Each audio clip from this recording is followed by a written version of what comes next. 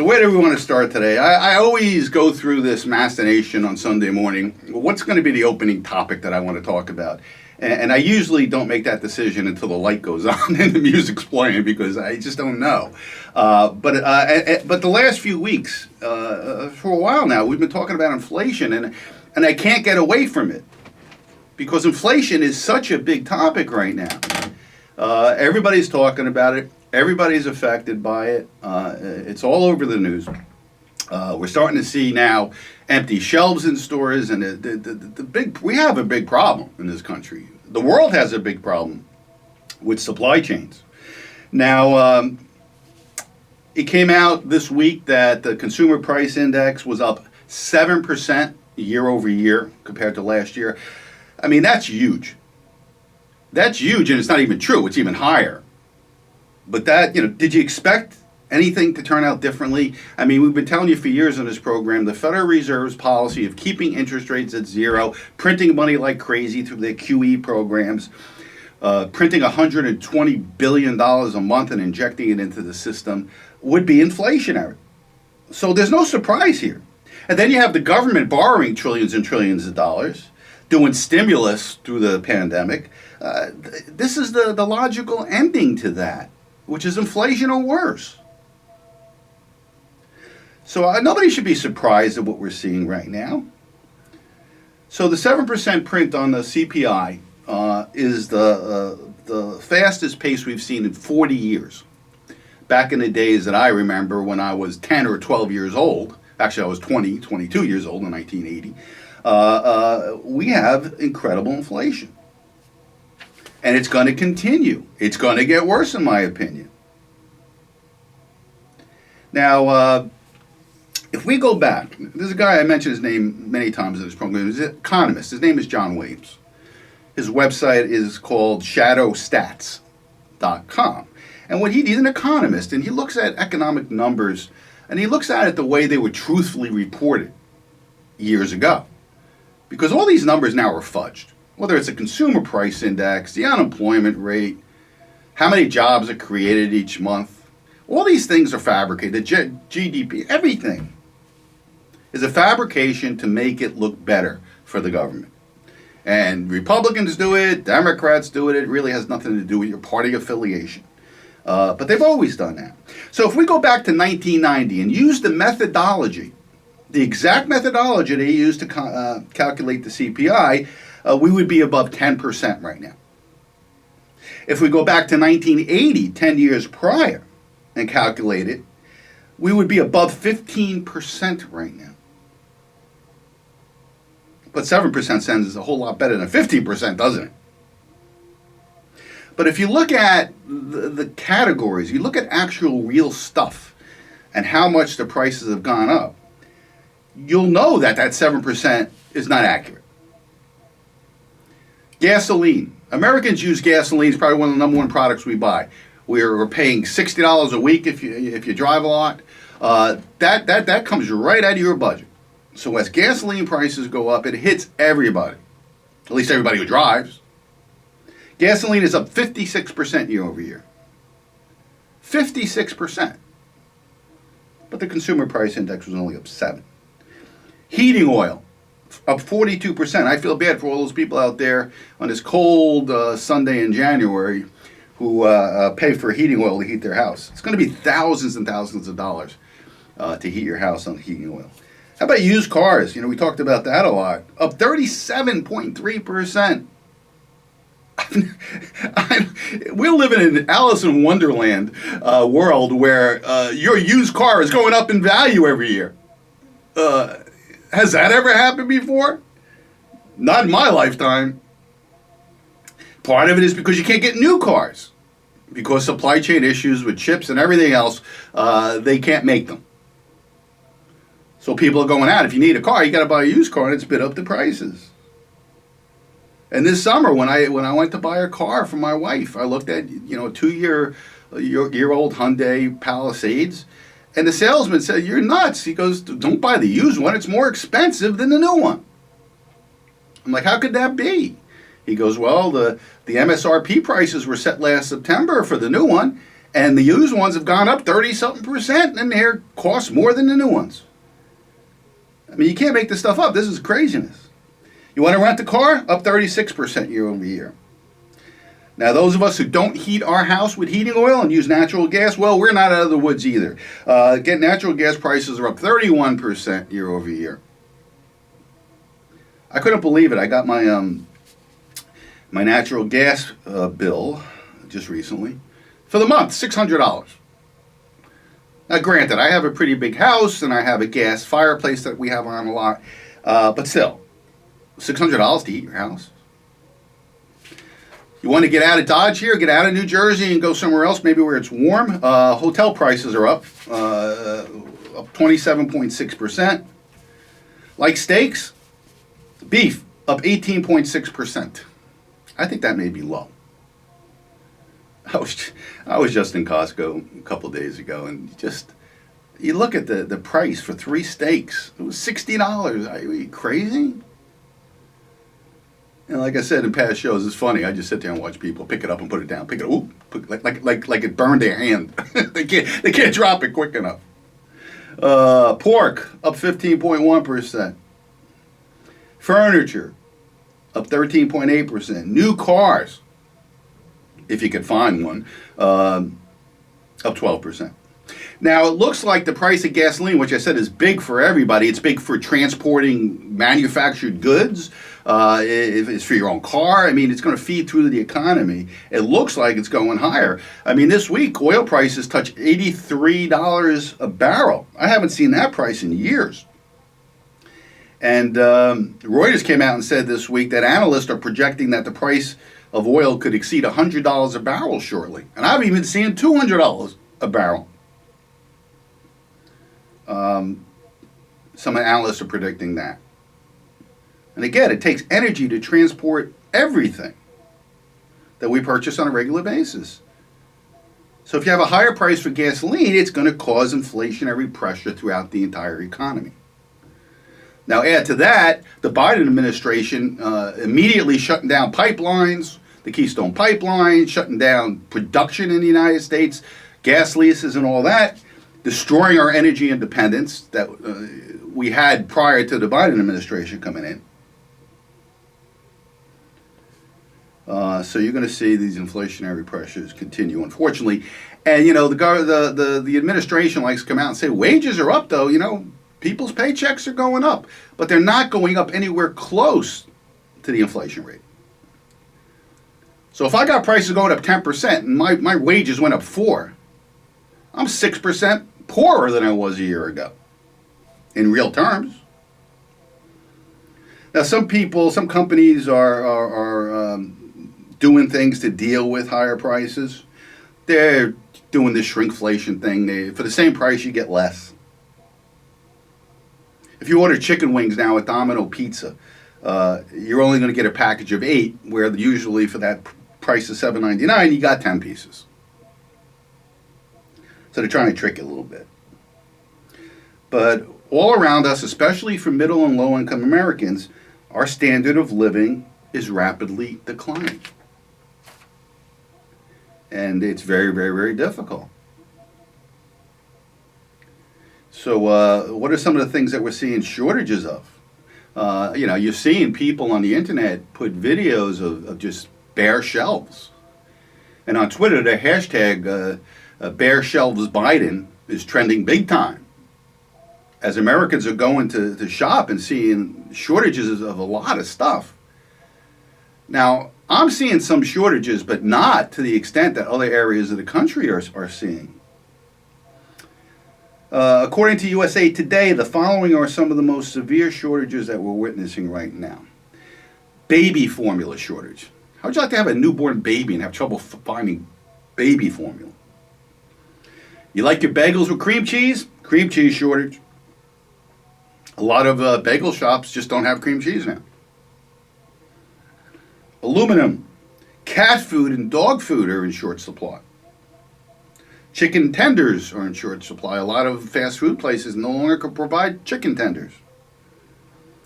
Lunchables. We send our kids to school with Lunchables. Shortage on that.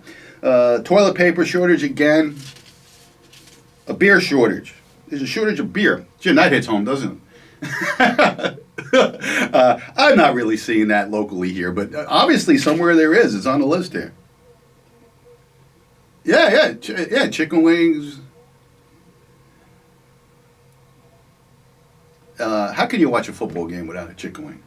I don't know. Also, the Omicron surge, or fear of it, has sparked a really bad shortage of cold medicine. And I've noticed that in my local CVS. I was looking at the shelves there, and all the cold stuff was gone. Stores in Dallas, Fort Worth are facing cold medicine shortage as flu season picks up and Omicron variant of the coronavirus continues. The new toilet paper shortage is now cold medicine. One pharmacist at a CVS location in East Dallas said that customers with symptoms appearing to be the coronavirus or flu have been buying up cold medicine and cold cough syrup while others are coming in just to stock up. So if you're thinking about stocking up on Benadryl for some reason, I would go out and grab it while you can. And not only has the Federal Reserve lost control of our economy, the administration has. And we'll talk a little later in the program of how Joe Biden has had probably the worst week of a president that I can remember. He is truly a lame duck in his first year. We'll talk about the crisis in Washington and leadership right now. But nobody seems to know what to do. So you better plan accordingly for higher prices in the future and scarcity.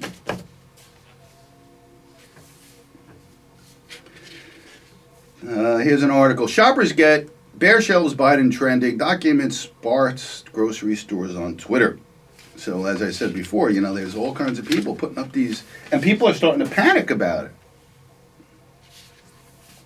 I mentioned before that, gas prices have been going up, and a barrel of oil. We had a little bit of a respite in the rise of gasoline the last few weeks, last month or so, as oil prices retreated a little bit. I used the Fork of the River rest stop as my gauge on the change in prices. I think it peaked at $3.55. It had steadily come down a penny at a time, and not a huge decline, but it bottomed out at $3.48. By looking at what's happening in the oil markets the last few weeks, be prepared to see that start reversing higher again. And we could be paying as much as $4 a gallon this spring if things continue as they are. Patrick DeHaan, gas buddy head of petroleum analysis, said the national average could peak as high as $4.13 per gallon in June. Gas Buddy's forecast says San Francisco and other California metro areas could see the sharpest price increases at the pump. Prices could reach as much as $5.65 a gallon. We here live in New Jersey. We don't realize, most people don't, that you have some of the lowest gas prices in the country. And a lot of that has to do with the tax on gasoline in the state, which had recently gone up, by the way, 8 cents last year. But you go to, I was in Florida a couple of weeks ago, and I couldn't believe the price of the gas. It was over $4. I think it was $4.50 a gallon for regular. And I was commenting to my wife in the cab, and the cab driver turned around and said, "Yeah, it's very expensive to drive here." So the average cost for gas over the last 20 years is $2.77. So at current prices, it's just significantly above the long-term average. What else do we got here on inflation? So much here. I was surprised how big my inflation package was here. Labor shortage hits CVS, Walgreens, forcing pharmacies to close early. Labor shortages at the biggest U.S. drugstore chains forced their in-house pharmacies to close on weekends as the COVID-19 Omicron variant continues to spread. Pharmacists and technicians are calling out sick, leaving CVS Health Corps, Walgreens, with no other choice but to reduce hours of operation. So now we're starting to see this hit. essential services. Let's put it this way. I mean, your pharmacy is an essential service.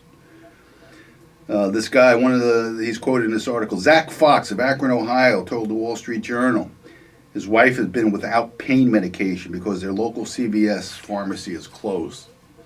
Quote, at this point, I'm getting angry.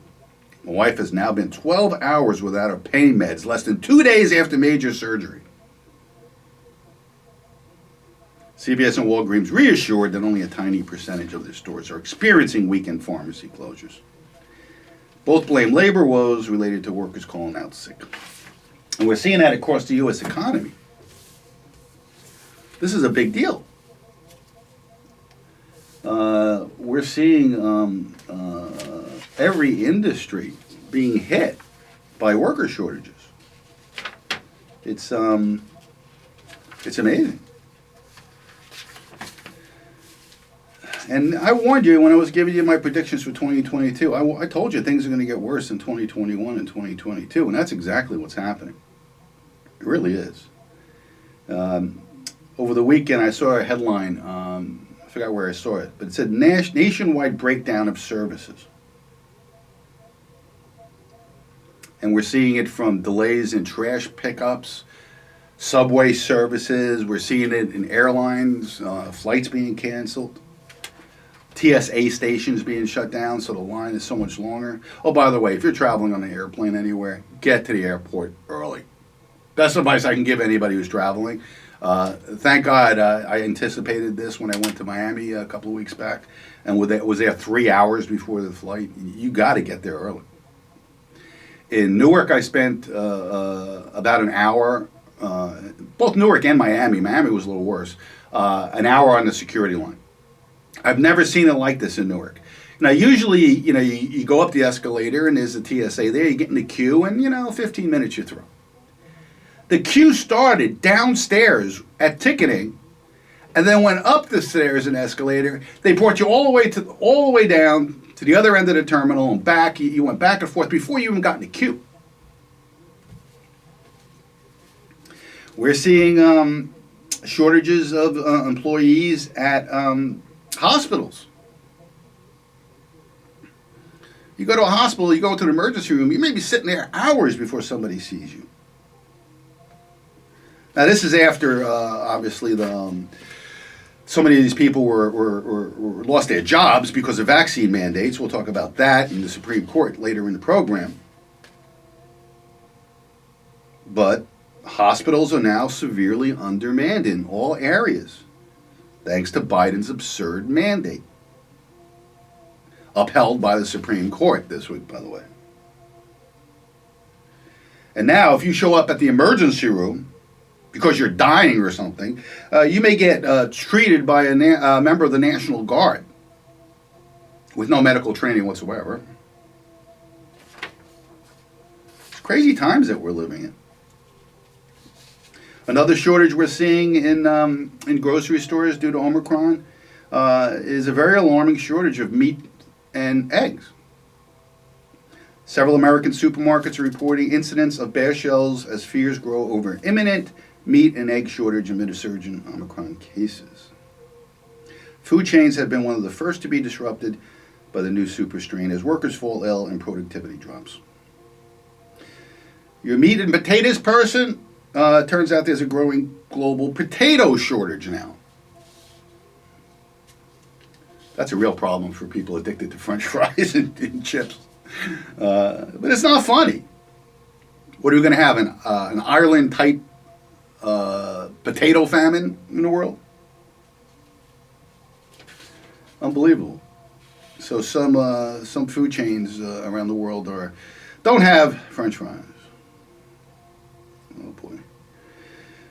Even some military. Norway's military is facing a supply shortage that is particularly personal. New recruits are being asked to wear previously used undergarments, including socks, bras, and underwear, returned by conscripts after they complete their service. You're getting used underwear if you're a new soldier in Norway. It just never ends. I just get a pile here of things like this. And when will it end? That's a good question. It was supposed to end by now, right? Inflation was supposed to be transitory, and these shortages were supposed to ease right after the holidays. Not happening. There's a record number of ships now off the coast of California, over 105 ships waiting to be unloaded. I ordered something recently that came from China, and I'm tracking it, and I could see that it was in transit from China on a ship. It takes about almost 2 weeks for a ship to go from China to California.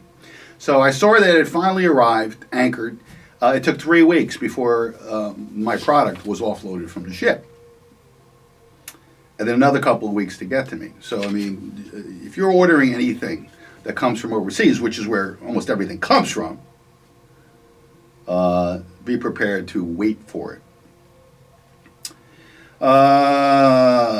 Here's a headline. It's like a Soviet store. Americans are absolutely horrified by empty shelves from coast to coast. Many are comparing this crisis to the Jimmy Carter era of the 1970s. But we didn't have persistent shortages for months on end back then. At this point, nobody could deny what's happening. Even the Washington Post is admitting that social media is swamped with pictures of empty grocery shelves. The Biden administration promised to resolve our supply chain problems, but they just keep getting worse. When Fox News asked one grocery shopper about the empty shelves, he delivered a chilling response that many of us will not forget anytime soon. Quote, it's like a Soviet store during 1981. It's horrible. You know, prior to the pandemic, I don't think many Americans believed that it was possible that things like this could happen in the United States. But it is. Just amazing. You know? Just crazy times. Stock up, people. That's the best advice I can give you, is to stock up. Everything's going to be more expensive in the future, so it's the best investment you can make now.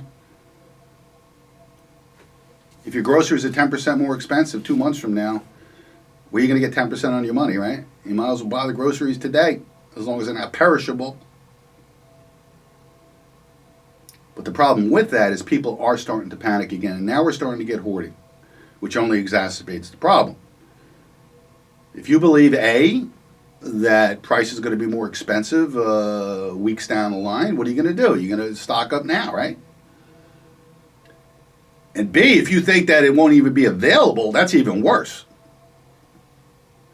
Some things you'll pay a higher price for because you have no choice, but not having it available, that's really a problem.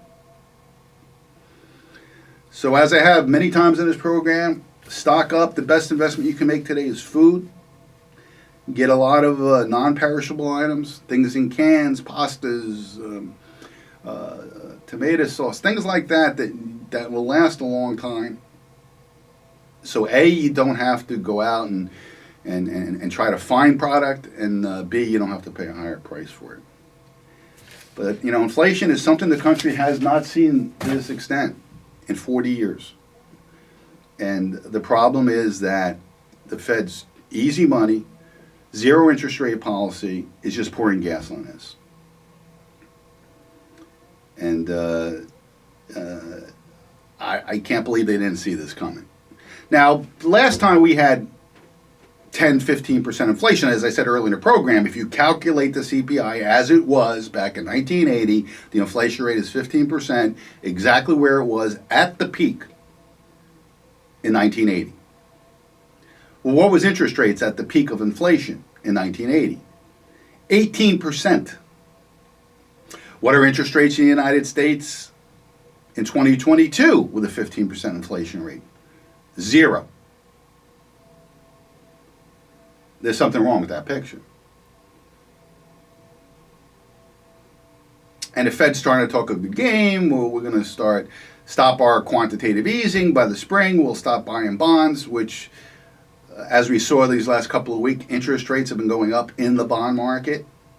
As bond investors say, wait a second, if the Fed's not going to buy these bonds, these treasury bonds, to fund our deficit, who's going to buy them and at what rate will we be able to attract money?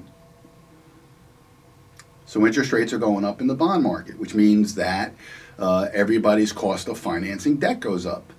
This week, we saw the highest level in mortgage rates that we've seen in some time. Mortgage rates are up around 3.5%. If you recall, it wasn't very long ago, it was 2.5% to 3%.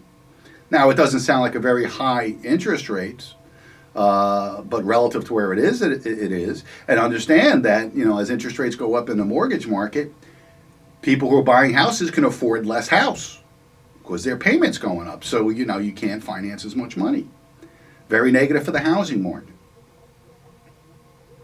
And somebody asked me last week, Lou, what do you think about real estate prices? I'm thinking about selling my house the next couple of years. Should I sell it now? And I said, absolutely sell it now. Because housing prices are directly tied to interest rates. Interest rates are going up.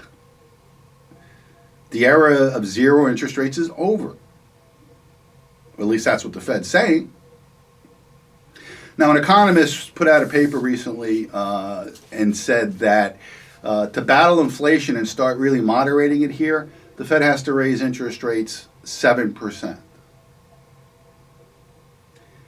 What do you think would happen to the economy, to the stock market, to the real estate market, to the derivatives market with 7% interest rates? What would happen to the budget deficit, the interest on our debt skyrocketing? Every 1% is $300 billion in additional costs. There's no way the Fed's going to raise interest rates that much. And that's how much economists are saying they'd have to raise it to have any effect on inflation. So inflation, get used to it. It's nasty. It's a tax on all of us. It's the price we're paying for deficit spending. It's the price we're paying for stimulus. And it's the price we're paying for zero interest rates and the printing of money. It is Economics 101, and we're all living through a very, very painful phase of our country's economic history. All right, the phone number here is 732-505-1160. We take any question, any comment on any money matter, or anything for that matter, here on The Financial Physician. Don't go away.